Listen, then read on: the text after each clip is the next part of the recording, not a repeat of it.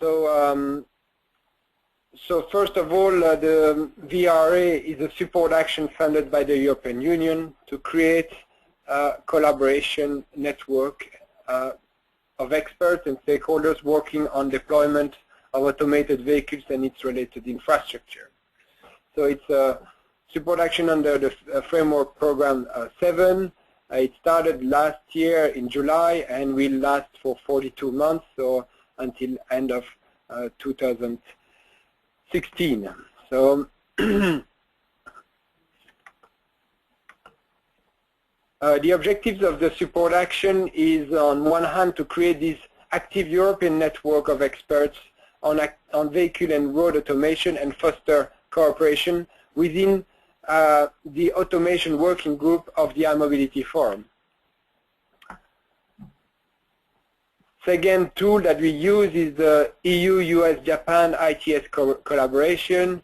It is a trilateral collaboration between EC on one side, US DOT, RITA on the other side, and then the third side is the Japanese Ministry of Land and Infrastructure and Transport. So also at European level, there are a series of discussion groups that are ongoing to identify deployment needs for vehicle and road automation.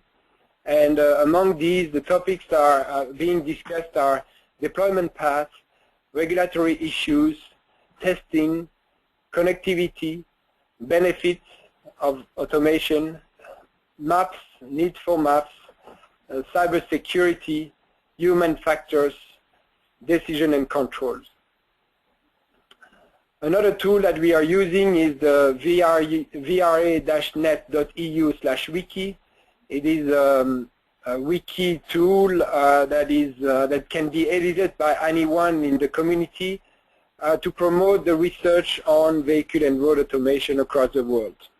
You can see already on this wiki that there are quite a lot of activities already listed, and anyone can edit what he knows and what he can contribute with. One additional thing is that all these deployment needs being discussed in the VRA support actions are contributing on one side to the iMobility Forum automation working group discussions at the European level, and as well to the EU-US-Japan trilateral working group on road vehicle automation.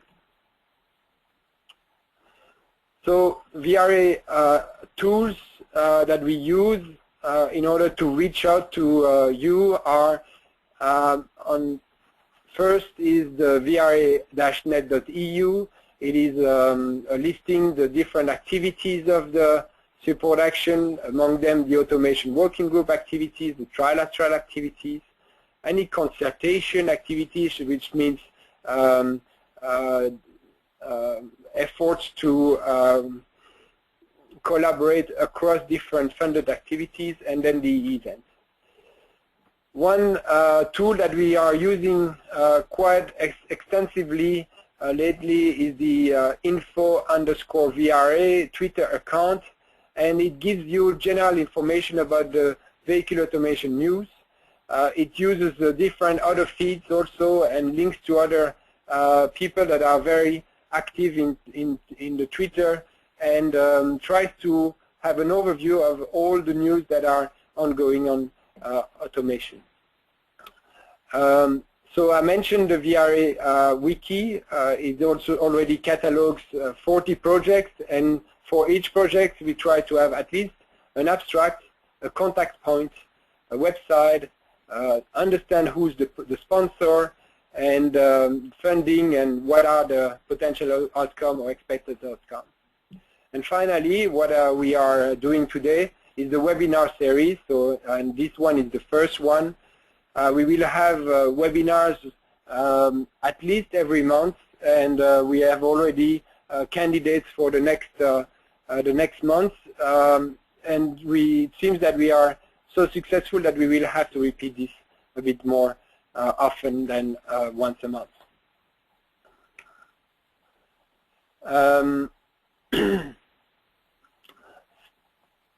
We have a concept of associated partners. If you are interested to have more active participation to the VRA support action, you can also reach out to us and ask for increasing your collaboration. The way it is done is a letter of intent, and the primary group is the automation working group, but it's not limited to that. I list here a few events to which we contribute, and I would like to mention one that is quite an important event at the international level is the TRB Automated Vehicle Symposium on the 14th and 17th of July this year in San Francisco. If you want to get up to date on the worldwide activities on this topic, I invite you to join there. So this is it for the introduction of the VRA activities, and with this I would like to directly invite you to listen to our speaker today, Adriano Alessandrini. And Adriano, the floor is yours, and I guess you're going to receive the screen. So thank you. Thank you very much, Maxime. I think you can see my screen right now. Yes. Thank you very much for giving me the opportunity of being the first speaker of this series of webinar. Before I start, just a quick word about me. I should have put on my webcam so that you could see me in this moment. I'm not sure whether you can. Well, yes, just to perfect. Yeah, this is just to know who is talking. Now I switch it off. There's nothing very interesting about my face, so I switch it off. Basically, the reason why I am called to present to you today is because I have the honor to be the coordinator of the City Mobile 2 project. You probably already heard about the project. It is a project who aims to automate mobility. So it is going to have a series of demonstrations which will start this summer in European cities of fully automated road transport systems. Besides that, we have two other very important activities. One is we are trying to draft the European legal framework to make these transport systems finally legal in Europe. And the second one is the one I'm talking to you about today, is to try and foresee which can possibly be the long-term socioeconomic effects of mobility automations in cities. What does it mean exactly, automating mobility? Well, it means that a passenger or any freight shipment can be moved in cities without the need of a human driver. It can either be achieved by progressively automating driving tasks of road vehicles, which is something which can be identified with the Google car concept, or taking already fully automated transport systems and bring them out of their segregated infrastructure and mix them in urban roads. This is the approach we are following in City Mobile 2. Let's try to see what does this mean practically under the passenger transport point of view.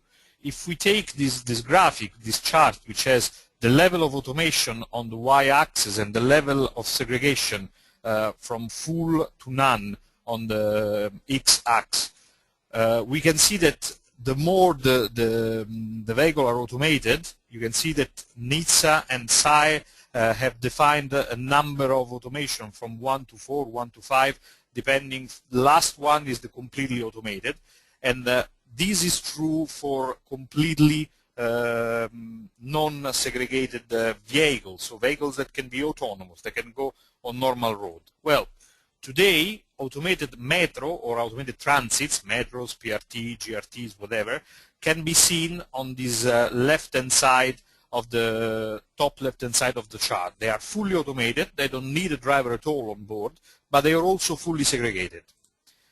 Today's cars have almost none in terms of automation. This is not true completely, it's almost none, because some automation technology are already in there, ESP and ABS and ACC and all these driver aid systems are already the first building blocks of automation, but they are absolutely no segregation. The Google car are a step ahead, not yet fully automated. They will become fully automated sometime soon, I hope, but at the moment they still need, at least for legal purposes, somebody behind the wheel. CityMobile 2 demonstrations are a step ahead in the direction of removing segregation. So we will have fully automated transits, but we will have them in less and less segregated environment. We will have them in pedestrian areas, we will have them in cities on protected corridors, but not completely segregated. And at the end of our demonstrations in 2016, we will also demonstrate fully shared lanes, which means that the vehicles will share, the automated vehicles will share their lane with manually driven vehicles. The common goal, of course, is to have fully automated vehicles on any kind of infrastructure. If we apply this to freight transport, we already have fully automated systems, which are the system to move freights in warehouses and terminals. The Rotterdam, the Hamburg port already use fully automated container moving vehicles, which are fully automated. There is no need for a driver, there is no place for a driver, and they can move perfectly well on their own. In factories, this concept of the AGVs is there since the 70s, so it's not really new. Today's lorries, on the other hand, you see them on the right-hand side, the bottom right-hand side, have almost, again, not completely, not automated, but almost no automation, and that can go on any kind of road. There is a lot of work to make platoon of lorries, and this is, for example, seen in many European projects like AutoNet, Chauffeur, things like this. We can think, though we don't have yet planned demonstrations for that, to have fleets of cybercars doing freight delivery for last miles in cities. Of course, the common goal is to have fully automated freight transport on any kind of roads. Now, with respect to the other one, the previous picture can see automated vehicles for cities, both passenger cars and transit can be seen as in cities. In terms of freight, the idea of the cybercar for the last mile delivery is still a city scenario, while the platoons of lorries is more a motorway scenario. So we concentrated within the CityMobile 2 to having three different visions, three different ways in which automation can take up in cities, because we are discussing, of course, cities.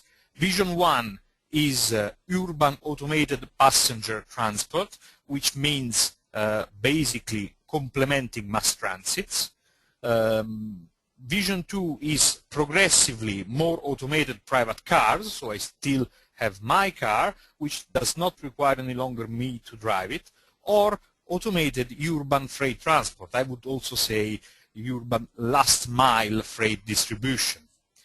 In terms of common trends and challenges, the three visions share common technological and legal challenges. So basically the three kind of vehicles need the same sensors, need the same maps, need the same interaction with infrastructure and dangers, so they can share at least partly common technology. And definitely they face the same legal challenge because they don't have, at least for the moment, a clear legal framework, a common legal framework all over the world. Some places is starting having at least a framework which allows testing, but we are trying to get a framework which allows real systems to run, to operate, but still it's a process. But they also share a common demographic trend. For example, population is aging.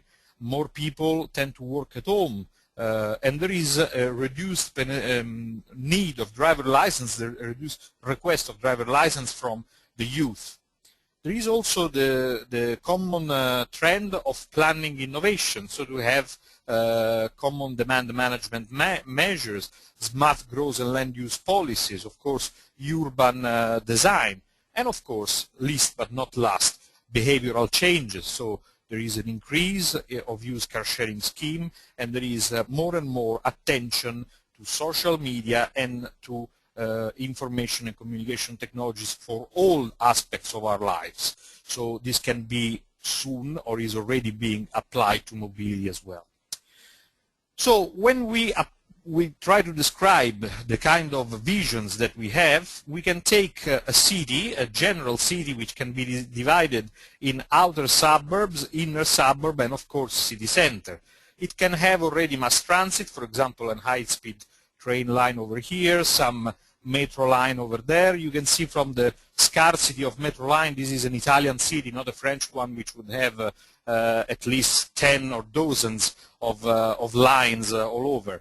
You can have also high technology buses, and around metro stops and around HTB stops, small networks of innovative road transport systems, automated road transport systems. To do what? To cover basically the last mile of public transport, so to allow door-to-door mobility. How does it work? Well, if we have an origin and a destination for a trip, an origin over here in the inner suburb and a destination over here in another inner suburb, everybody who uses public transport in cities knows that this is the most complex trip to make by public transport, because it's very difficult. Normally it needs to go through the entire city. In our scenario, basically you can do the first stretch from your door to the stop of the metro using a cybercar system, using an automated road transport system. Then you do a second stretch on the metro, then a third stretch on an HT bus, and then finally the final stretch on another cybercar, which are then the improvement with respect to conventional public transport. Well, first of all, this is door-to-door. So you can actually book your trip from your doorsteps to the destination, to your destination.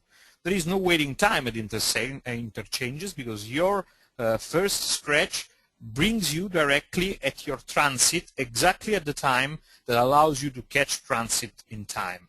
And you have very high quality public transport in the last mile, which today is the Achilles heel of public transport. Naturally, the plan is that off-peak services, when normally mass transit are shut off because there is not enough demand, you can think in those off-peak time to extend the automated road transport system services to the entire city.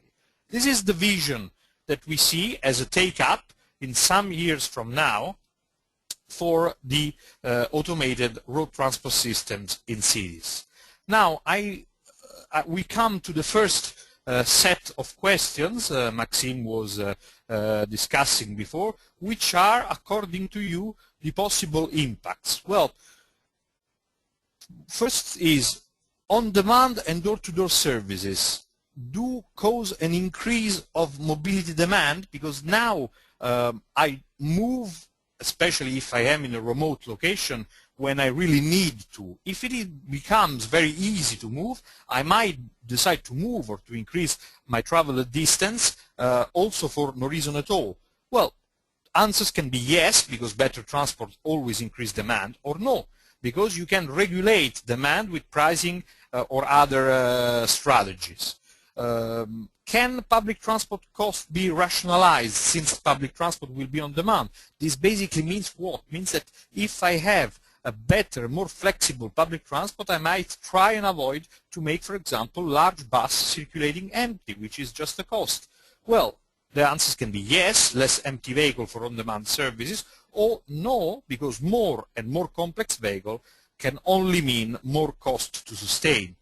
Overall, this will diminish the road traffic. Well, yes, it is a possibility, because we expect that more people will share the same ride. or no, because if we increase the demand, this can generate more traffic. Would overall demand for mass transit increase? Well, yes, if mass transit becomes more accessible, it can gain some modal share with respect to private transport. Or no, because it can become so interesting, so much better to travel door to door on the same vehicle that I can just wait to move off peak so that I don't need to go to mass transit. And finally, would this system, in case this system takes up, would this decrease car ownership rate? Well, the answer can be yes. So better public transport means less private transport, so less need to own a car. Or no, even if public transport is better, people will continue to buy the car simply because they love owning a car. It is their car and they want to keep owning it. Now, I will end the floor to Maxime to ask you to respond to these questions. Basically, you will have a multiple choice question and you will click on the answer, click on the question if you think yes to that question, and you will leave the question unclicked if you think the answer is no. Maxime? Thank you, Adriano. I will launch the poll. So you were clear, and let me just make sure that this poll is opened. Also, we have at least one question already listed here. If there is anyone that is interested or that wants to send more information, more questions, please type your question in the panel on the side of your screen, and we will make sure that we convey this question to Adriano. But I will launch first the poll, and so you can select all that apply and all which you agree on. So you can start voting.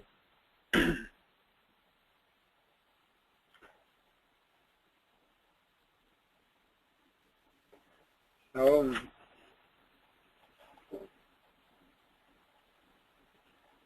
not as easy as the first time, so it will take a little bit more time. We have about 35% of the people that have answered.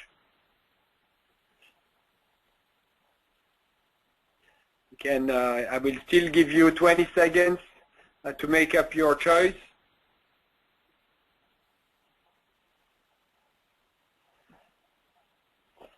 So it starts to be stable. I see 79% of the people have answered. We reach 85, and at 85 I'm going to close the poll. And I share the poll now, so I let you comment, Adriano. Actually, I don't see the poll's result. Where am I supposed to see them in my screen?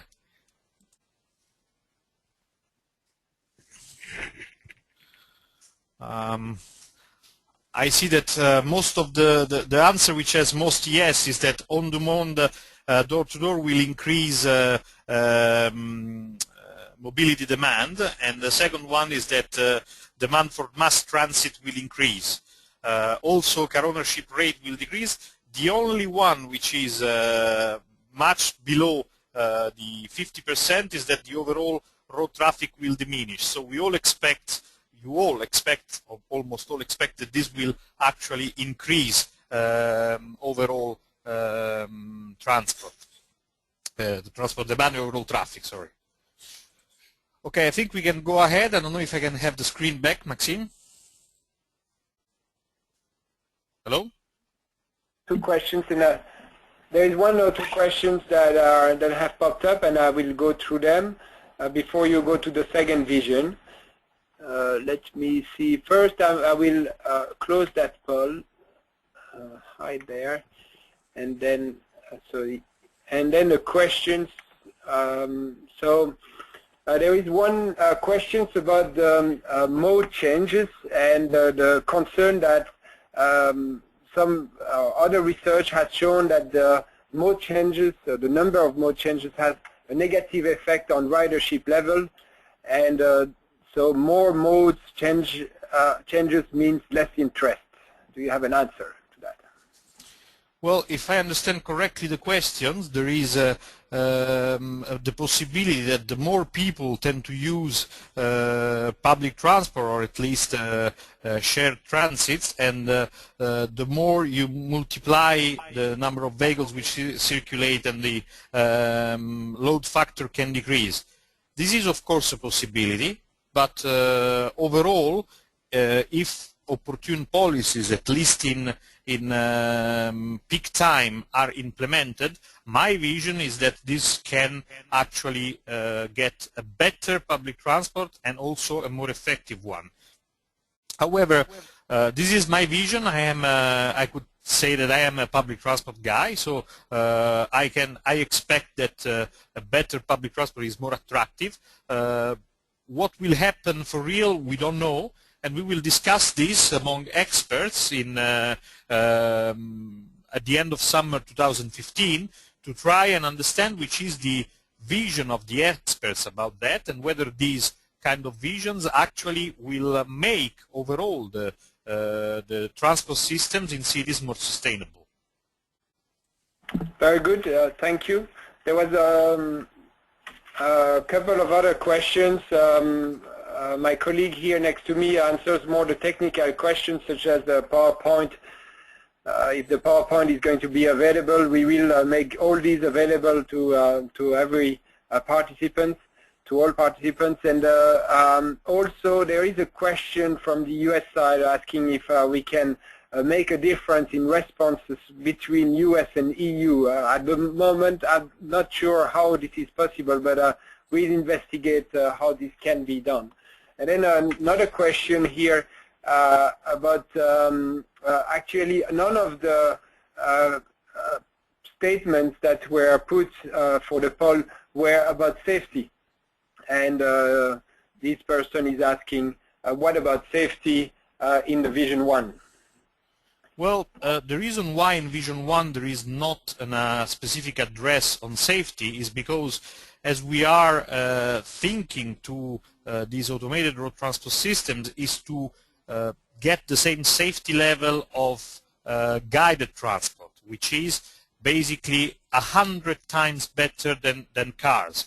So even if they were not automated, but they were at the same safety level of trains, it still would mean to decrease the number of fatalities of about factor 100. So it is absolutely obvious in this vision that these systems and this overall picture would give a positive impact on safety. It is not as obvious, or at least it is something that we have to discuss in the next vision, so we will go back to safety when we discuss vision number 2.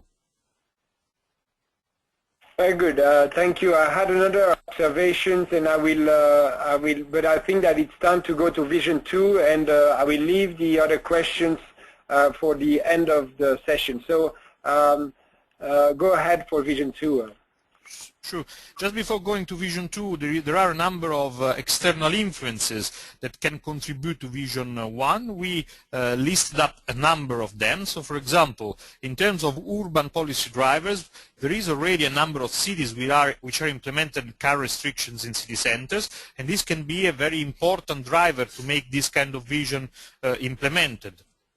Other demand management measures, for example, parking pricing or things like this, can help induce modal shift toward this kind of modes.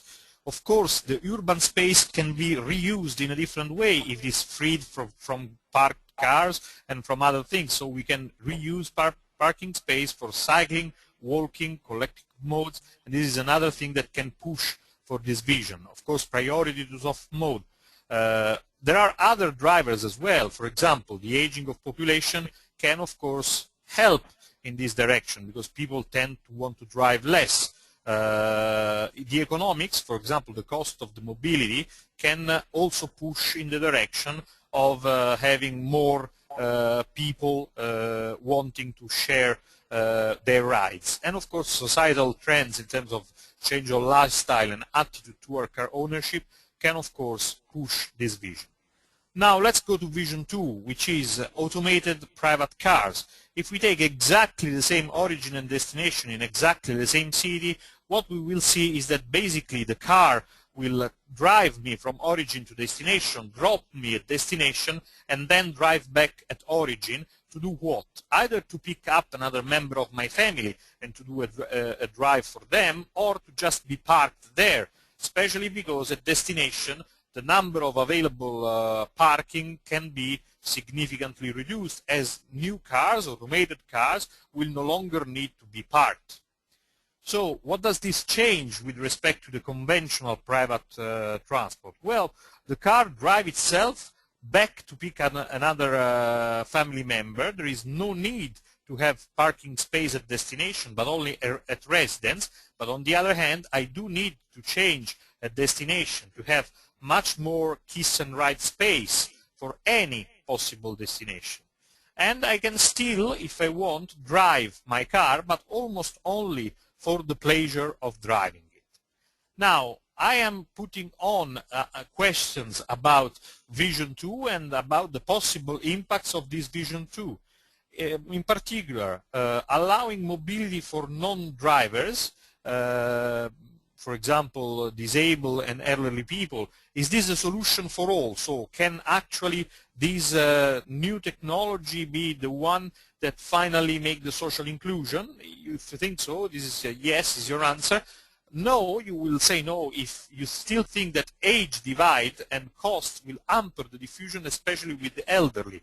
For example, you can think that if somebody is already in the aged part of the population, they might not tend to trust new technology and trinkets. This is the safety I was saying. Is this vision increase safety? You can say yes if you think that this is true, because accidents are mostly caused by humans. On the other hand, you could say no if you believe that just automating cars on the same infrastructures that have been used and continue to be used also by manual cars can still hide the number of conflict points, and the technology can still fail, causing some harm in terms of safety.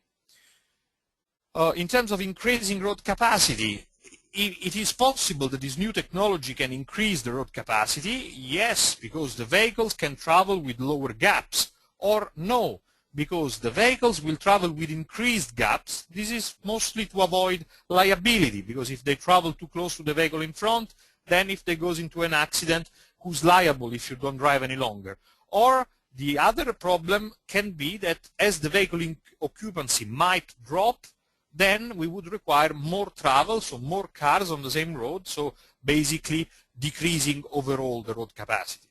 You can have more efficient parking, yes, because the vehicle can consume less space, because they can park in much more narrow spaces, because they do no longer need to allow human to access. But the other possibility is that no, because if you still own the car, so when you park it, you still want to get back your car, you still have to allow the car to have the possibility to access the parking and get out without having other cars moving.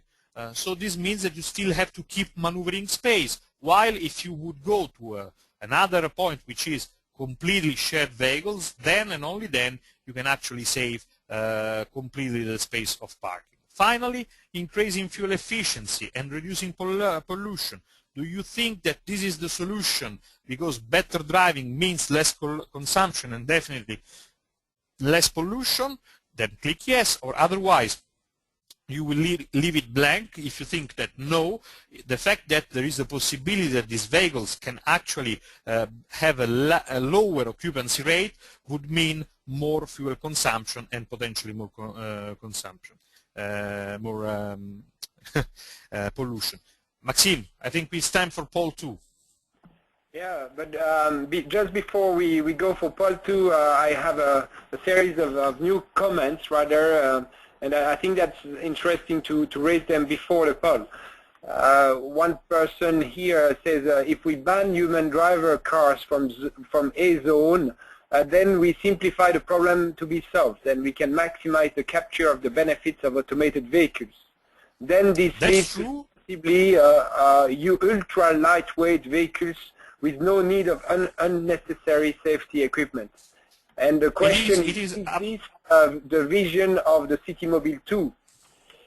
It is absolutely true that if you do some choice in terms of which infrastructures are to be used for which vehicles, you can maximize on those infrastructure the effect. On the other hand, it's true that you are sometimes forcing the hand of the user's choice, and sometimes users don't like to be forced.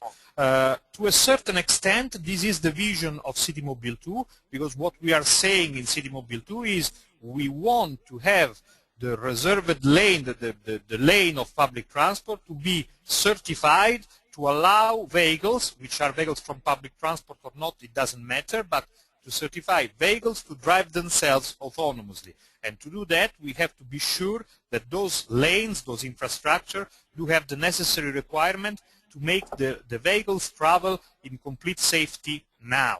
So this is, to a certain extent, the vision of CityMobile 2. But just to a certain extent, because we don't plan with CityMobile 2 to force anybody out of their car. We plan to attract people to a more efficient use of car and public transport, not to force anybody. I have a couple of other comments here. Don't be too lengthy because we are going to run out of time. So one person says that we should not assume that people who are old are also poor, and this is not necessarily the case. I'm not sure you said that, but just want to mention it. If I said that, is a mistake because I didn't mean to. Yeah, another comment is the discussion about space and parking is very interesting. If we do not own a car but use a shared car, it will still need somewhere to go when somebody wants to use it. Yes, but you can pick up the first car available. Yeah. If it's not parked, it will be taking up space on the road. Perhaps it needs have a beautiful, Maxime, on the ground. I have a beautiful picture explaining that. We can get back to that as soon as the presentation finishes, I promise. Okay. I have a comment, another comment. It's flowing now. So, moving cars back to origin doubles the number of trips. Can we consider parking of automated cars at convenient remote parking structures? But that sounds like car sharing. Of course you can, but if you own the car and the car remains parked for 90% of the time, is not available to any family member, so which is the actual improve that you got by automating your car? Just that you don't drive? I mean, if you can drive the car or not to your destination and then park under your destination, I don't see much of a difference in terms of vision. Okay. So that opens the poll to the next, so the vision 2, and you have 60 seconds to answer. So the questions are related to the ones that the last slide of Adriano. So please take some time to answer. You have you can select as many answers as you wish here. So it's a multiple choice. It seems that it's going a bit faster than the first time, so we have 55% of the people voted. We will give you another 20 seconds.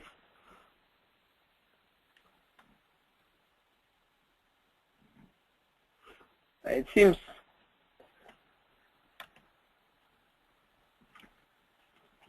okay. So if everyone is ready, it seems pretty stable, so I will with 80% of the people who voted. I'm closing the poll in 5 seconds. Okay, so the poll is closed. I'll share it with you. I hope you can see it, Adriano. Well, sure, I can through Carlos' computer, but yes. So it seems that 71% of the people responded that allowing mobility for non-driver. This is the solution to allow mobility for non-driver. In second place, this will increase safety. Only 45%, however, believe that this will increase road capacity, which is interesting, because I often hear a lot of people pushing this technology because they believe it increases road capacity as the main point. I see also in a high range more efficient parking, less about efficiency and pollution. So very interesting. About the road capacity, I think it's mostly valuable at the highway level in highway scenarios. I'm not sure how this is related or how much impact this has at urban level, but that's another debate. And so I'll leave you the space for the next vision. Yes, some trends for this vision too. Of course, demographic trends can push this vision. Economic factors such as rising fuel prices and insurance costs can still push this vision. It is expected that if there is a positive safety effect, insurances should go down. If there is a good effect in terms of fuel consumption and higher, well, it is possibly that this vision is pushed forward by higher fuel prices. Land use, of course, if you increase urban sprawl, this is pushing this vision, and other infrastructure and regulatory measures, for example, dedicated highway lane, platooning, etc., can improve this vision. Now let's go to the third vision, which is automated freight transport. I choose this time to introduce it with a picture just to show an idea, which is to have convoys, automated convoys of small vehicles doing small electric automated vehicles doing the last mile delivery. So each vehicle will go to their destination and deliver the item that has been bought. They can do it in the off-peak time, they can do it at night, they can do it and do it in an unmanned way. This has, of course, some organizational restructuration to do, but this is what this vision changes with respect to conventional urban freight distribution. Well, automated vehicle can answer to the inefficiencies of the urban freight transport, in part reducing external costs. So you can have smaller vehicles, as you don't pay any longer the driver, you can have many smaller vehicles doing delivery contemporary. And of course, it can be a choice of the cities to push the use of automated vehicles in their urban and logistic plans by communalizing the distribution for the last mile, especially in the very important urban center where already low emission zones or pedestrian zones or limited traffic zones are active. Which are then the possible impacts of these visions? And again, I'll come with questions for you. Does this vision optimize the load factor? You can click yes, or you can click on this impact if you think yes, because you believe that this will consolidate the shipment, and so delivering or consolidated shipment will increase load factors. You leave it unclicked if you think that no, it is not true that this vision will optimize the load factor, because you have one bulking and unbulking operation more, and at the end this will end up decreasing load factors.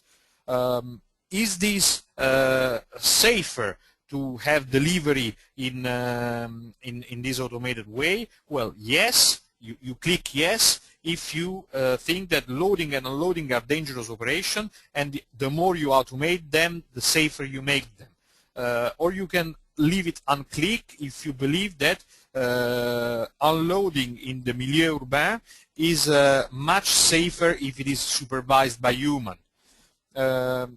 Decrease of cost and for damages and for security, you click yes if you think that less human intervention, which means also less goods stolen and less damages. You leave it unclicked if you think that absence of human supervision will increase complaint and problems related to damages and stealing or vandalism.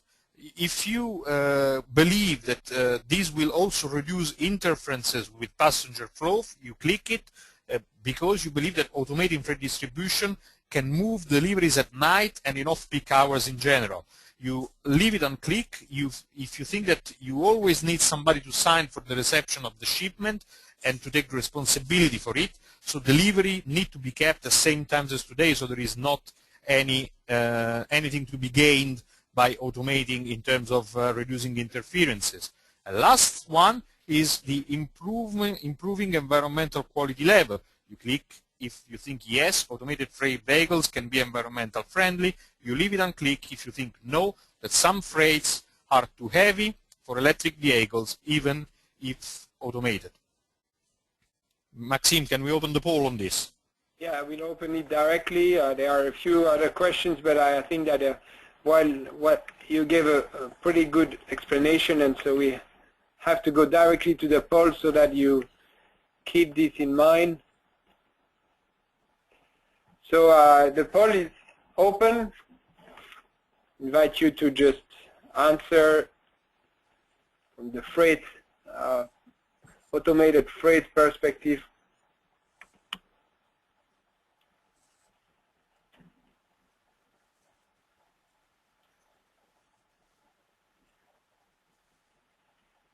So I'm not going to influence the poll.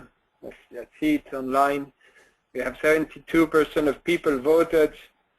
I leave you 20 more seconds to make your decision.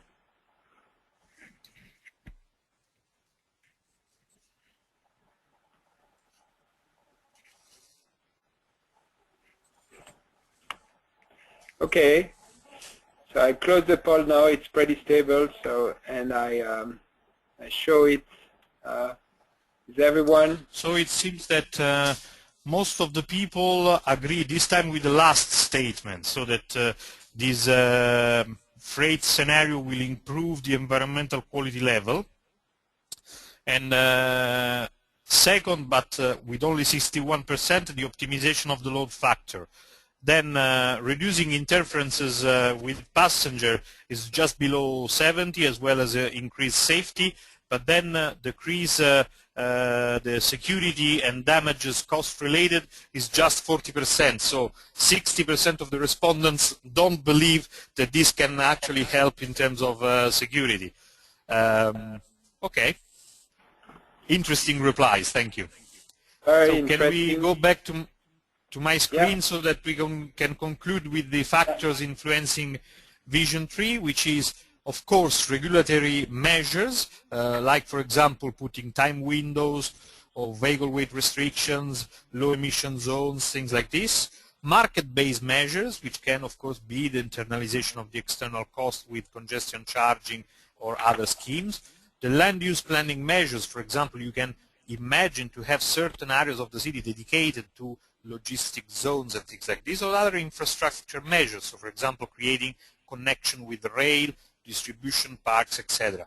New technologies also for freights can help. For example, the possibility to exchange e-documents alongside with the delivery can help to avoid supervision, and management and other measures like consolidation of supply and demand in terms of urban and logistic plans.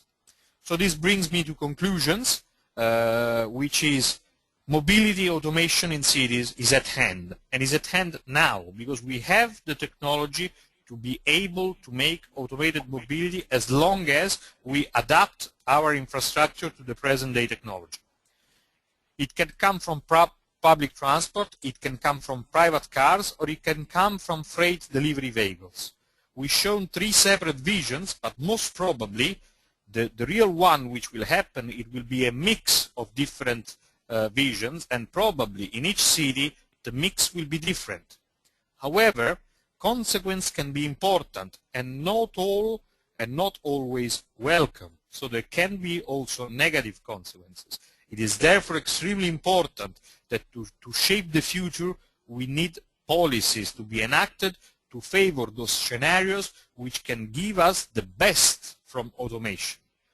Of course, we need to better understand our possible scenario, and we need you as experts to help us shaping this scenario and their consequences, and we will do so with the Delphi procedure in 2015. We will organize an event probably alongside Citymobile 2 Milan demonstrator, and we will invite experts to ask to help us to shape these scenarios.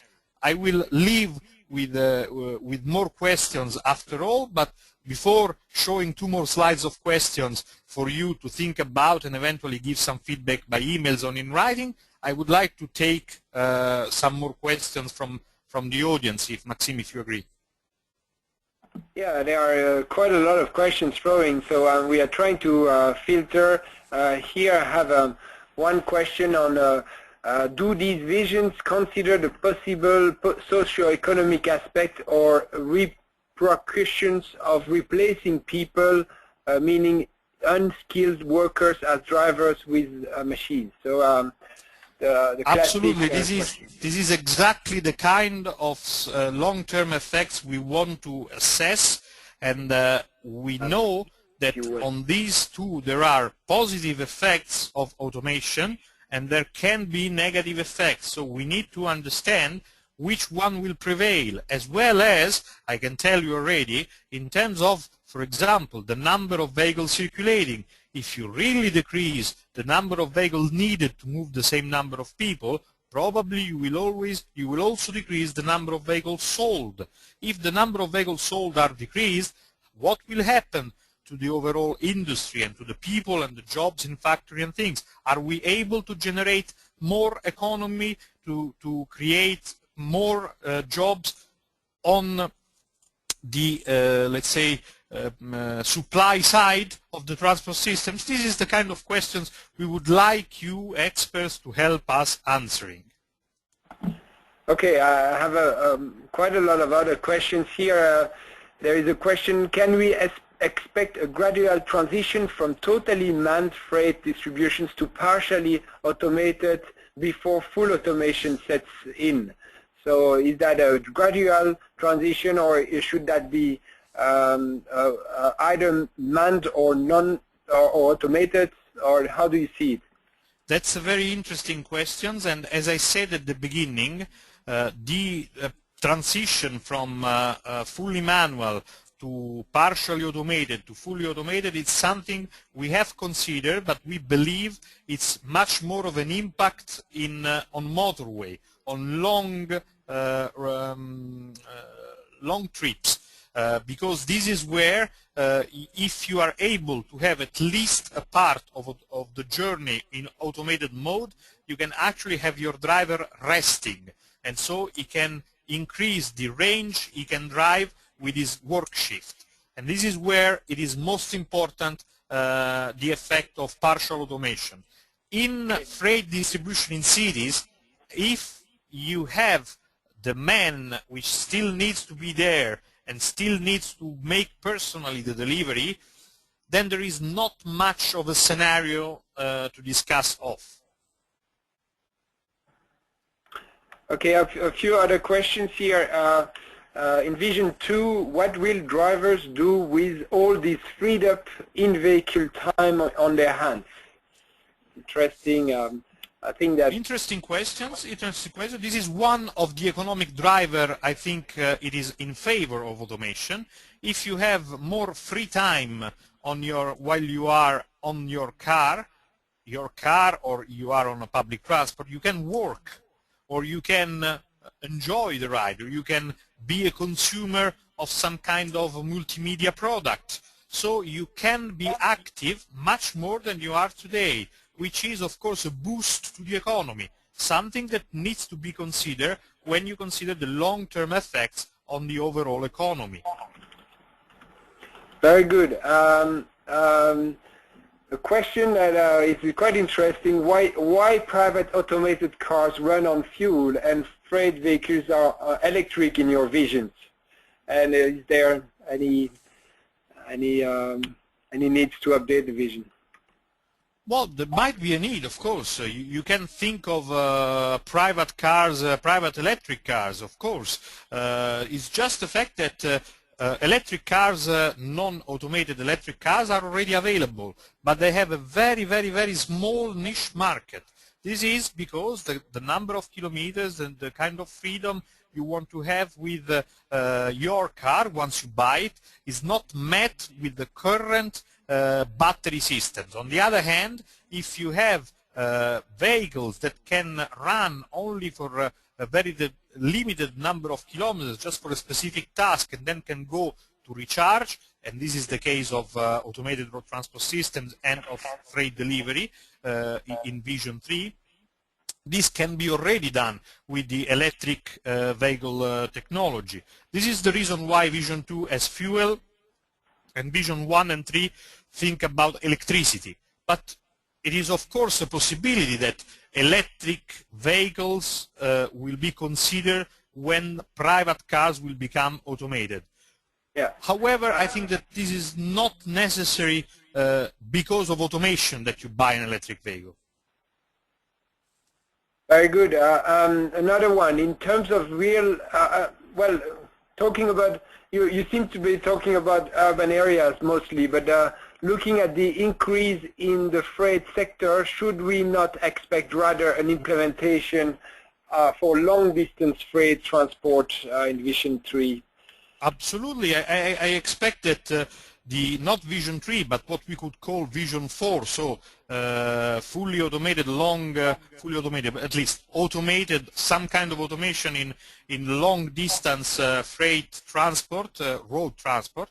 It is a very possible scenario. However, we are discussing cities today, and this is the reason why I haven't considered that vision. We are dealing with city. Well, we'll invite you next time for the highway scenarios. In Vision 2, automobiles give a sense of autonomy, feeling in control as well as mobility. With this autonomy compromise, just as electric vehicles give rise to range anxiety, so Vision 2 will generate control anxiety amongst drivers. Do you think that this is yeah, you know that one of the questions we had to suppress because there were too many was about cyber security and control. So we are well aware of the problem.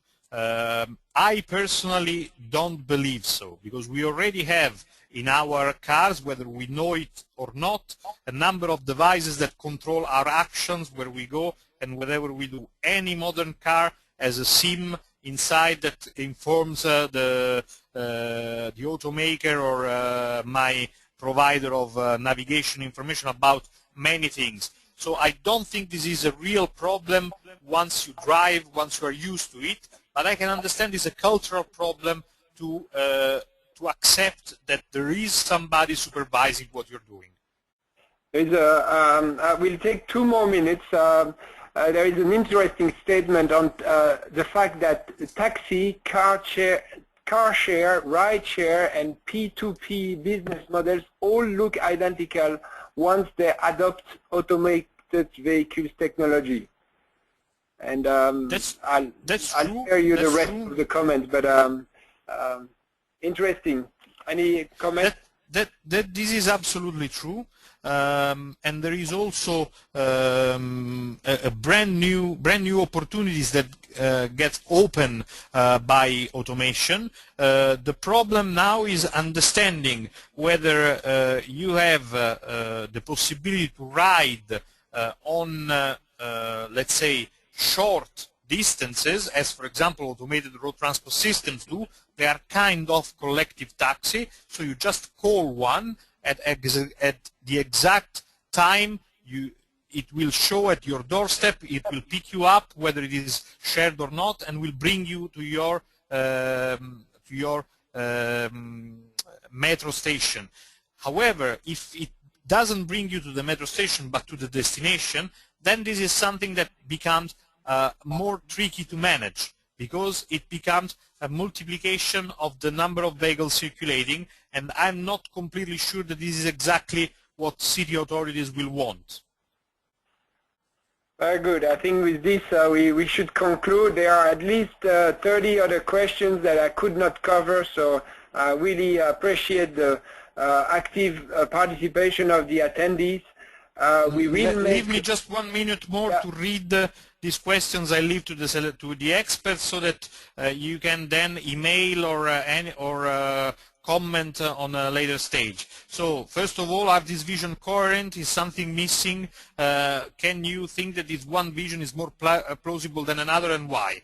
Which are the main barriers and enablers for the realization of each of the vision, and the main implication for future urban transport patterns, so effects on demand, modal split, etc. of each of the visions? What are the business models change that are to be expected for the most relevant transport operators and other services? This is again about the questions that we just had. Which economical and social impacts are to be expected on the transport industry supply side if the vision is fully realized, and the same question on the transport demand side if the vision is fully realized. What are the wider social economic effects, environmental and societal impacts if these visions are realized, and what are the implications of the vision for the non-urban mobility? For example, if I ride public transport instead of driving my car to go to work, will I tend to use for long distance more the train or the aircraft than I would normally do? How the urban transport systems in the vision will be integrated with transport systems for the long distance travel. So these are the questions we still envisage need some answering. If you want to write us emails, my email is the first one over there, but I would like to point that the leader of Work Package 27 of City Mobile 2, which realized this blueprint, is Carlos Essa, who, with the help of Michela Fioretto, realized the first draft of this presentation, and then I modified to make this webinar. If you would like us to get your comments, please do not hesitate to contact us by email. So with this, I would like to thank you very much for listening, for giving us this opportunity, and I hope we will have the chance to discuss this further in the next future. Just a question from my side. Is the deliverable, the blueprint that you mentioned, available online? Can we make sure that this link is in your presentation?